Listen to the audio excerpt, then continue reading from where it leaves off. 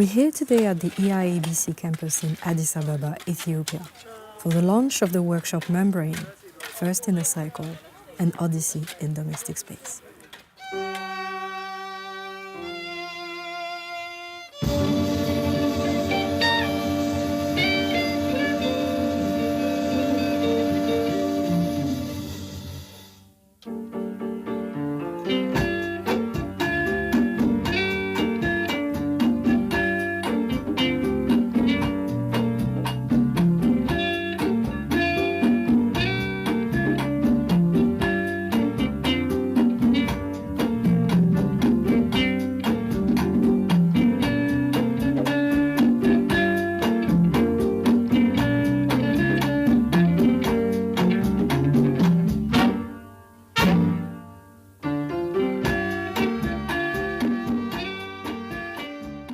We are working on a workshop called Odyssey in Domestic Space. There was a research program by New South. A month ago, there was the design part of this workshop. We designed a domestic space that's really comfortable for an Ethiopian kind of living. And then we're doing the construction now. We were actually physically doing it. We're building it. As fast as we can, as precisely as we can. So that's what's happening here.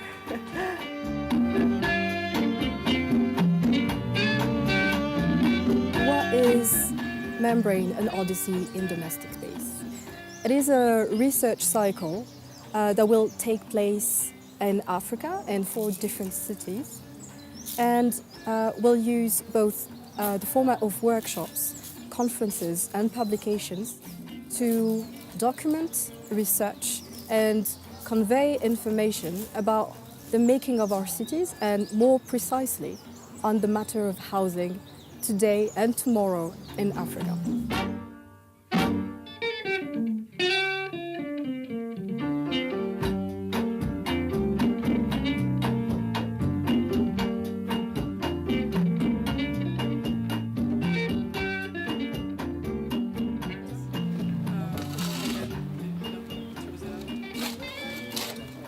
It should be like here. But it doesn't need to be like these two can be on the same height. It's just that the slope is going to be different. Why you just don't cover it? Yep. Like because we are thinking about. Yes, sorry, I think sorry, we are we're talking seeing so much about the it. same thing. When we see the design process, it's really interesting how we came up with, actually how the whole system came up with a different way of designing domestic spaces. It was very interesting to see different perspectives from different countries. There was a lot of conflict, a lot of ideas from different people, and it was very interesting to see that resolved and come to reality. Where is the working area? So this is the main entrance? Normally we design the building first and we put design users inside it, but this one is the inverse one. Because usually here you have like 2 or 3 rooms and you force all the programs in those kind of common and typical rooms, and you don't really process everything and how it really works. Yes, the interaction of space. And our kind of living is pretty much different, and our way of cooking and sleeping and everything, and you remember how the program process was.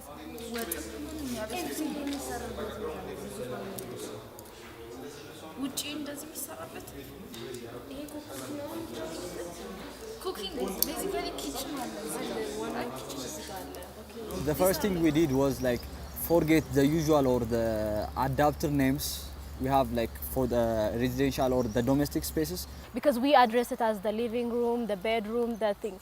But we've forgotten about the salon, the majet, the menyita bait, the terms that we use. The words that we used in our culture express the spaces more than the names that are adapted from other countries and other languages. There is certain demarcation.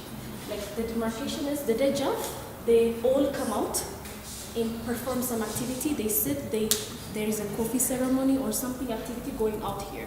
But when we say guaro, it doesn't necessarily have to be the backyard of the house. For example, 4 of us were more focused on guaro and the dajjaf, which is basically the outdoor and the semi-outdoor spaces. And then, so we studied that space, how we relate to that and how it's being currently used. The name of the spaces are full of meaning and full of significance. Their name, the way they are naming the space, much more than our translation about the space.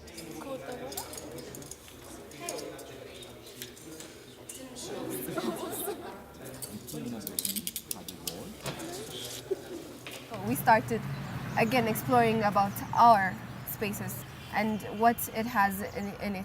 What are the uses associated with it? The quality and the nature of the membranes that we use to protect ourselves from the outside. How do we open ourselves? How do we close ourselves? What is the relationship between the inside, the outside, the earth and the sky? How do we conduct the negotiations within our domestic space? And how does that constitute, in the end, what we call a house?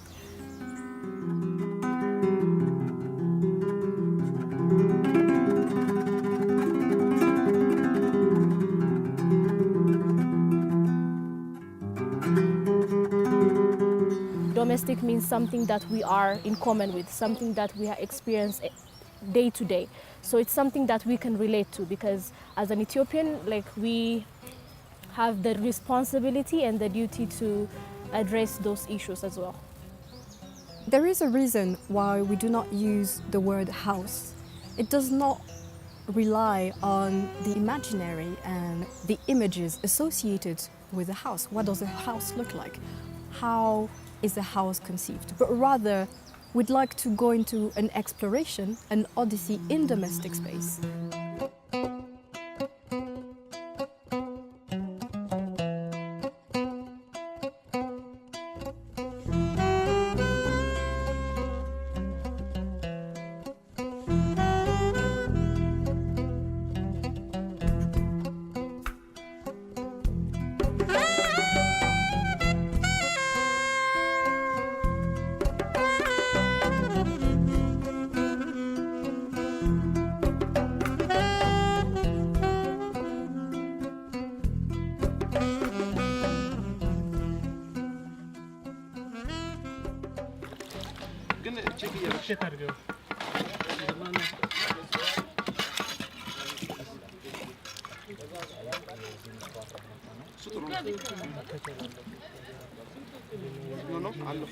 Maybe yes, yeah, maybe do that.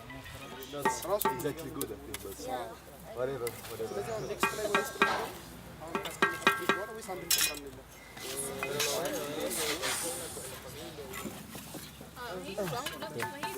I had fun when we started playing with bricks to take out the facade, to take out what it would look like. It became like, oh, well, we're doing this design. I found that moment really special, and then starting to build and really see your drawings become reality.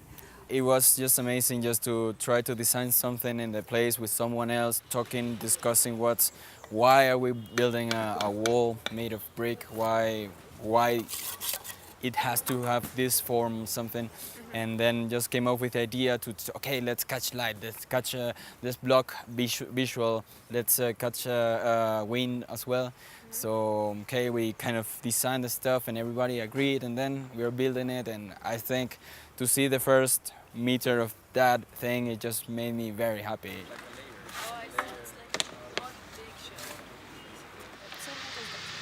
I already have like an idea for just continue. We are now experimenting with the membranes, how they react to every space, and we are trying out, well, a lot of materials, and it's very Local interesting. ones? Yeah, local and recycled ones. And one of the things that I find very good is that they say, think of this campus as your country. So we use the materials that exist in this campus. To really know what is available and what material we have and what can we do with it? Is it flexible? Is it not? Can it survive the climate or does it not? Like we can't export, bring us this, bring us that, we can't say that. So the fact that we use the materials here and the fact that we use the construction technique that we think is fit for the design is very good. And the materials we're using are actually, they have already served like 30 years. So it's just very interesting. They're older than us. Yeah, they are.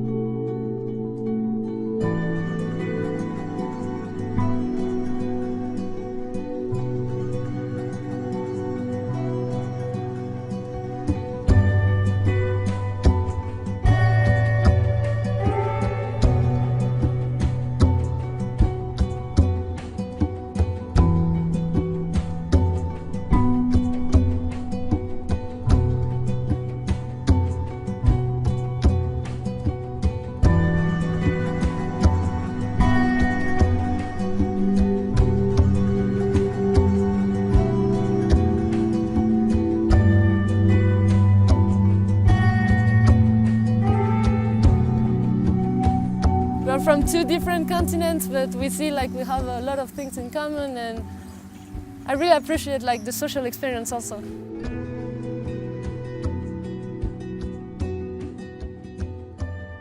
We are learning from each other. I think I've learned a lot, but actually interacting with each other is the most important thing that I've done actually. I'm from Addis. I'm from Addis too. We're from Addis as well, so go Addis. From ABC. From ABC. ABC.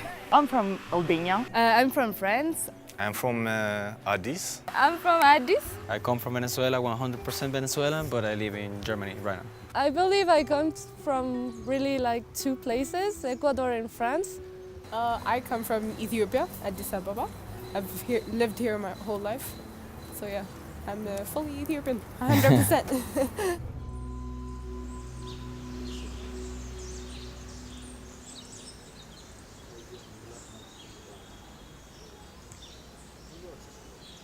Guys, are you ready?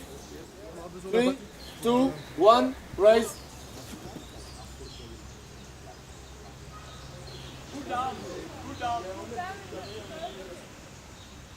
This experience was an opportunity to experiment something else, which goes beyond our boundaries, or really construct something in the real scale, one scale. You just interact with material to not only to be in like in an office or drawing stuff, just doing something like, okay, let's go there.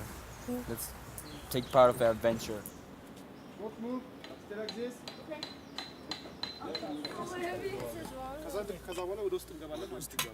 This is a little bit just This really is what architecture should be.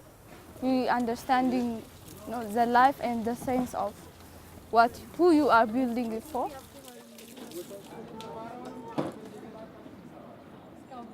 African cities are facing rapid urbanization due to rural migration and ballooning housing crisis.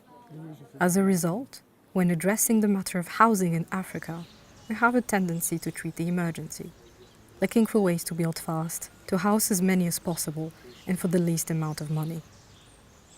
The motivation behind this workshop is to reincorporate human interaction to the way we design. Of course, efficient and economical construction is a central aspect of housing design, but it should not be the sole driver behind our thinking.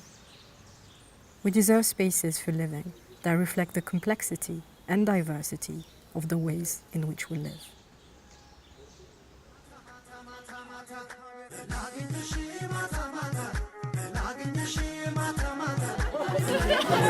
And cut!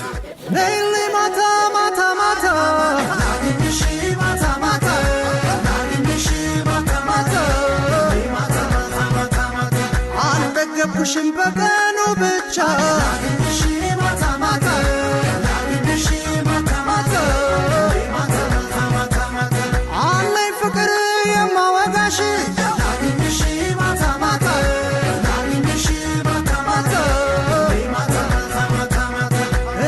ቅርብኝ ነይ ስወድሽ ላግኝሽ ማታ ማታ ላግኝሽ ማታ ማታ ማታ ማታ